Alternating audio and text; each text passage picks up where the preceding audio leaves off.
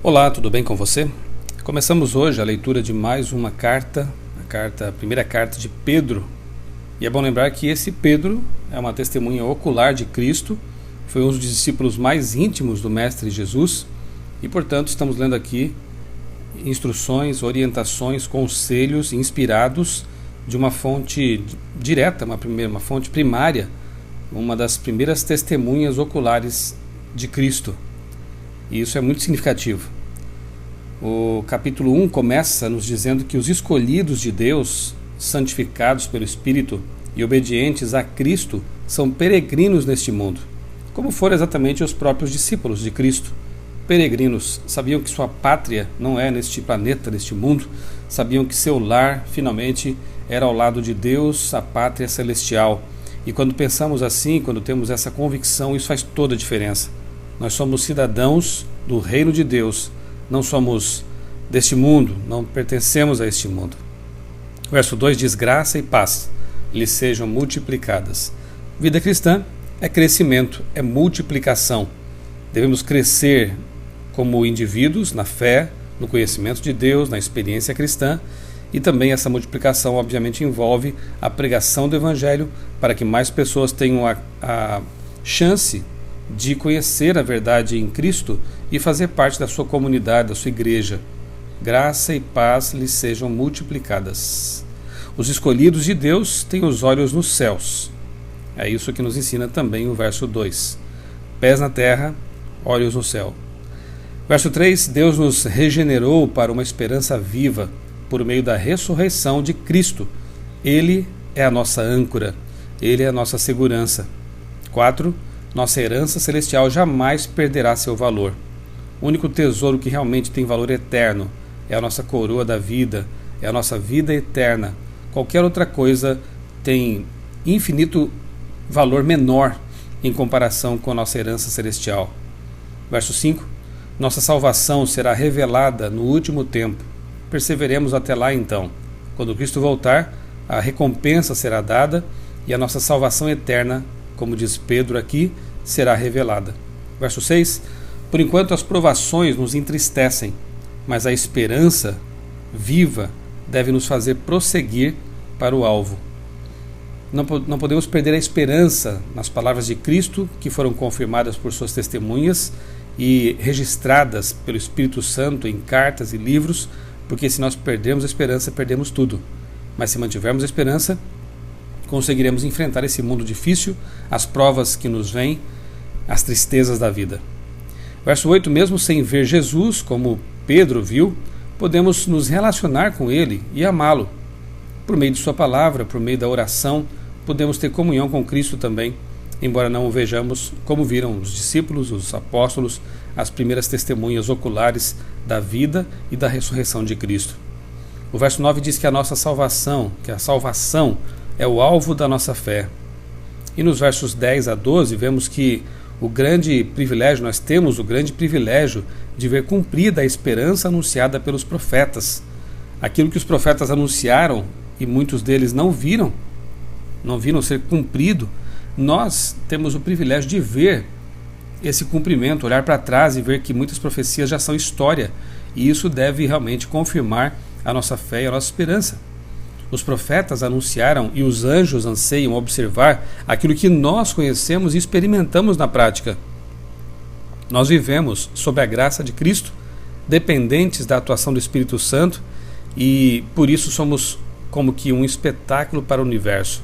Este planeta, pequeno planeta Terra, aqui apenas a história do pecado se desenvolveu, o grande conflito ocorre aqui de modo muito intenso, e por isso nosso planeta realmente é como que um espetáculo para o universo, e com certeza nossos irmãos celestiais, os anjos também, aguardam ansiosamente o dia em que nós nos reintegraremos à grande família universal. Verso 13 ainda diz que quem se alimenta com os conteúdos deste mundo nunca estará com a mente preparada. Somente aqueles que estudam a palavra de Deus e mantêm comunhão com Ele estarão com a mente preparada, estarão com a mente apta a receber as verdades de Deus e se preparando-se assim para encontrar Jesus quando Ele vier nas nuvens dos céus. O verso 14 diz: como filhos obedientes, não se deixem amoldar pelos maus desejos de outrora. Esse texto parece ecoar Romanos 12, verso 2, diz a mesma coisa: não permitam que a mente de vocês, que os pensamentos de vocês sejam moldados, sejam formatados pelos padrões de pensamento deste mundo, secularizados, ateístas, espiritualistas, marxistas.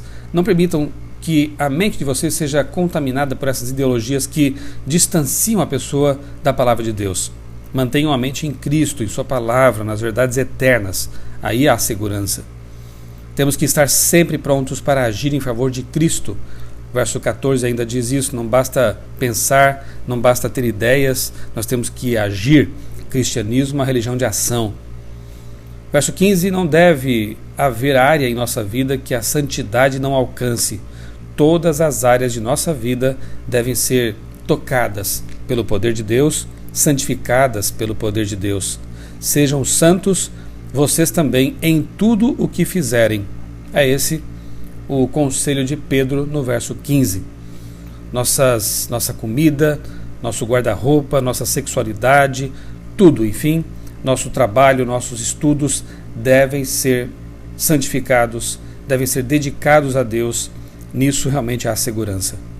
Verso 17: portem-se com temor durante a jornada terrena de vocês.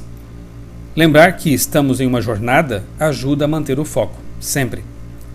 Versos 18 e 19: fomos redimidos ao preço do maior sacrifício ou tesouro do universo, o sangue de Cristo.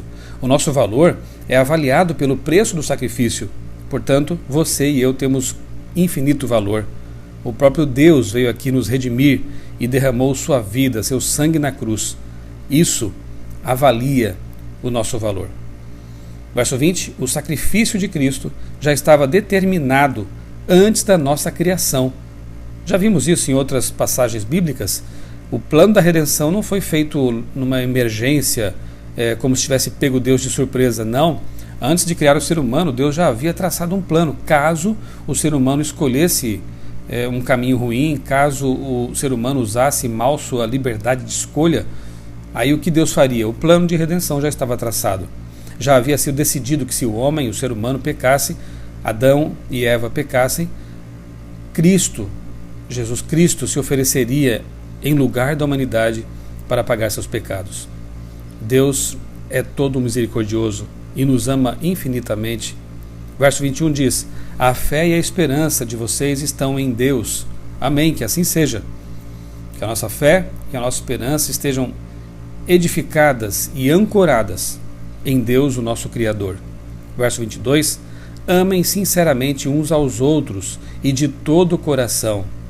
Veja que ordem Pedro nos dá aqui, de que devemos amar uns aos outros, e não apenas de palavra, mas de todo o coração. E um amor como esse, somente quando Deus habita em nosso coração, em nossa mente, é que podemos manifestar, é que podemos nutrir por outras pessoas. Deus é amor, é a fonte do amor. E se nós andamos com Ele, essa ordem bíblica pode ser cumprida em nossa vida. Verso 23: a palavra de Deus regenera. Desfrute desse poder todos os dias. Quando você lê a Bíblia e ora a Deus em sinceridade, o poder contido na palavra dele restaura a sua vida, regenera você por completo e você passa a ser realmente uma nova criatura. Precisamos todos os dias desse contato com o poder renovador da palavra. Verso 24: a glória da humanidade é efêmera, é passageira e murcha rapidamente como a flor. A glória de Deus é eterna. E nós escolhemos, então, deveremos escolher o que preferimos. Se a glória passageira deste mundo ou a glória eterna ao lado de Deus. Finalmente, ainda que nos versos 24 e 25, vemos que a humanidade murcha, mas a palavra do Senhor permanece para sempre. Vamos confiar em quem?